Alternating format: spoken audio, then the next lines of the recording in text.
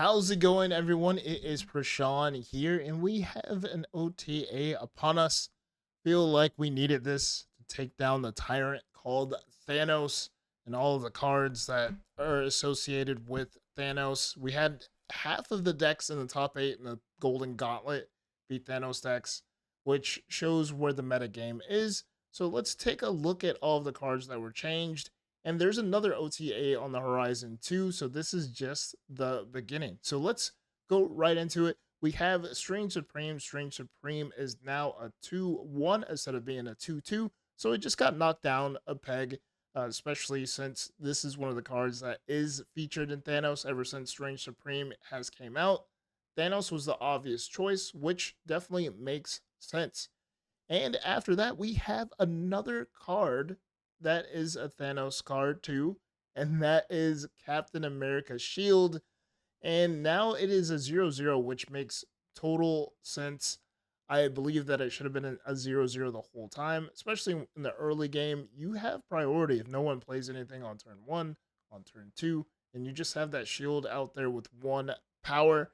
And if you think about it too, this is also a card that Strange Supreme sucks up and gives it more power. So you're knocking down Strange Supreme even more a little bit, even by 1 more power, just based off of Captain America's shield losing that 1 power. So let's go into the first thing that is technically a part of Thanos, and that is the Time Stone. I thought they were gonna touch either the Soul Stone or the Power Stone, just take away the card draw. But the Time Stone, they're taking away card draw on the Time Stone, which technically makes sense because you do start off with Thanos in your hand. And if you play the Time Stone, you do discount him, where you could play him on curve even earlier on turn 5. And it makes total sense. So Second Dinner is actually taking everyone's cries seriously about Thanos and knocking it down a peg. You see it with Strange Supreme, you see it with Captain America's Shield, and you're seeing it with the Time Stone, which makes total sense. So we'll see if this keeps on going in the next OTA. I believe we get another one on June 5th. Will they keep on taking down Thanos down a peg after this OTA? We'll see. I think Thanos is still going to be pretty good. I don't think it does that much to it, in my opinion. Let me know down in the comments, what do you guys think? Does it take it down? Should they do more? Should they do less? Was it perfectly fine, or we just need to find something else to play? So let's go into some of these other cards here. We have Hazmat. Hazmat is now a 3-3, which means this is just another card to go in Toxic Surfer. I don't know. Why does Surfer get all the 3 costs? Beyond me. But I'm pretty sure you're going to see some Toxic Surfer decks, especially since Hazmat is now a 3. So Hazmat was one of the cards that I felt like was oppressive, especially with the whole Ajax Malekith shenanigans with Luke Cage. It sort of sucked. It was a bad feeling. There's nothing you could do about it, especially when they played Malekith. You know that card behind him was going to be Hazmat, and there's nothing you could do. Or it's a Luke Cage, and there's nothing you could do, which totally sucked, and it felt oppressive. So it's good that they're changing Hazmat to a 3-3, and it messes up the curves a little bit for these decks. And I feel like it was one of the better decks in Marvel Snap. And Hazmat's been a 2-2 forever, or a 2 cost forever, which is crazy how they're changing the cost. And they think what does Second Dinner see here? They're making the Luke Cage and Hazmat combo more difficult to deploy, which I feel like it might be more difficult, but you can still play that on final turn. You can still play Luke Cage and Hazmat on the final turn and be perfectly fine. And then next here we have Sauron. Sauron is now a 1-3, which is very, very interesting. He was, I guess, buffed or changed to a 2-2 recently, but now a 1-3. I think this makes one of those bigger. It makes all those bigger, powerful decks even better, right? Playing Sauron on the 1, removing all the ongoing, makes the curve so much better in those big dumb idiot decks, where I think those might pop up in the meta. and you could go pretty crazy with it. Before with Sauron being a 2, it sort of sucked on turn 1. You're like, what should I do? Like, I have this Ebony Maw in my hand. I can't really play him. And then you obviously would probably play Zabu, right? That would make sense to play Zabu. But Sauron being a 1/3, I love this change. It makes the curve better on those decks overall. And then next here, we have Marrari. Marrari is now a 3/3. So, which I think should have been changed, especially since Marrari plays herself for free. Like, as soon as she's in your hand, she just goes on the board. So, being a 3/4 before felt pretty bad, especially like on the opponent side. But playing her felt pretty good. Like, you got a free 3/4 on the board. Her being 3/3 brings her down to size, especially with all these Surfer, Captain, Carter decks that are out there. Because I feel like that deck is pretty unstoppable as well in the meta. It's just that some people just don't want to play it. I'm not one of those people that want to play that type of deck all the time, but it is pretty good, and it looks like they're giving it a tap on the wrist, just because of the Marrari. And next we have Kahhori, not Marrari. Kahhori is just a text update. She basically states that she doesn't buff herself. I guess they just had to clarify that in the text. Each other cards in play instead of cards in play. That way there's no confusion, which definitely makes sense. So yeah, good change. I have nothing against it.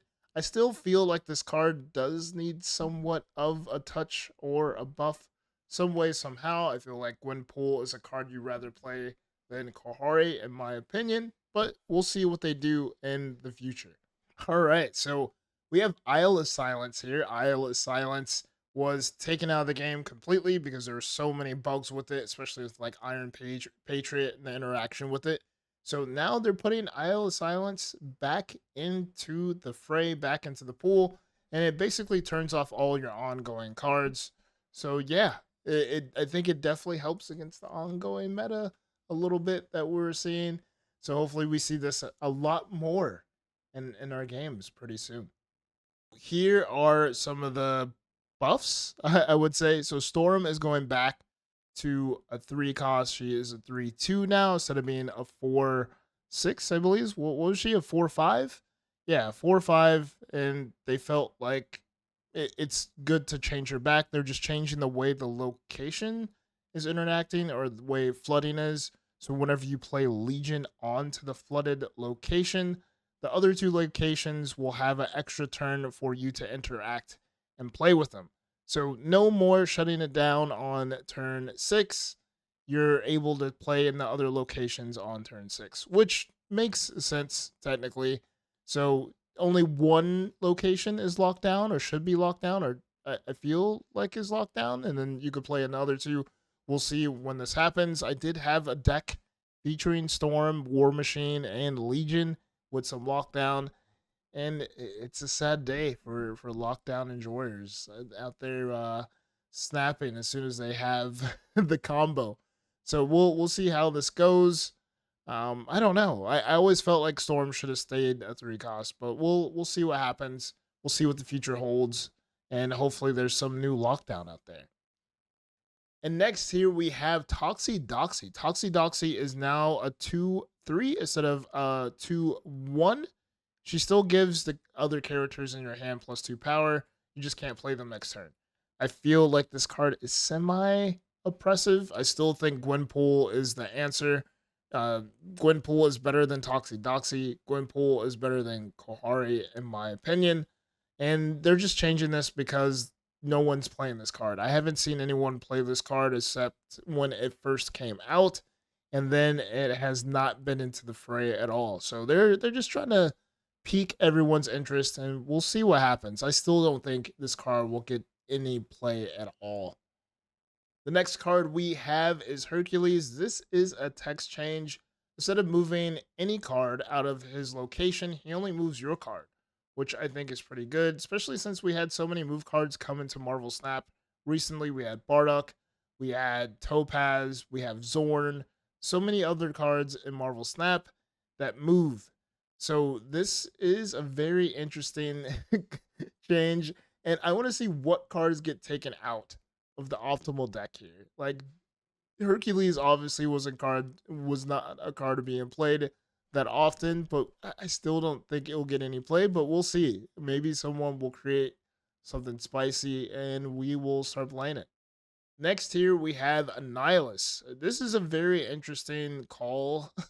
I see here Annihilus is now a 5/8, which is very interesting. But I do see that a lot of junk decks are getting rid of Annihilus in general. They're not even playing Annihilus. They're going a different route, especially since there was like so much Thanos around where like the clogs almost didn't matter unless like you clogged up early, and then throwing it over didn't matter as much either. So now this change, maybe it would open it up more. Maybe it'll cause more players to play Annihilus. I still don't see it, especially Sentry 2. Like, I don't see that either. I think Sentry should be reverted back. I think that might spark other people's interest. We'll see what happens, but interesting change for Annihilus. Keep on buffing Annihilus. I really do like those junk decks. And next here we have Electro. Electro is getting buffed because Second Dinner wants this card to be played more and wants it to win more. And I don't know if that's going to be possible when you came out with a card like Surge. Yeah, I don't think I have that much to say on this. Like they're Surge. Like why play Electro when you could get a Surge on 2 and do what you need to do. Maybe you might see some play. Of course, like there's Blink. Of course, there's War Machine where it doesn't really hinder you as much by playing Electro. But yeah, like I feel like Surge is the answer. Like you trade in your good old Electro for a Surge and you're good to go. And lastly, we have a Cerebro. Cerebro is a 3 cost and it gives all of your other cards plus 3 power, or your highest power card plus 3 power.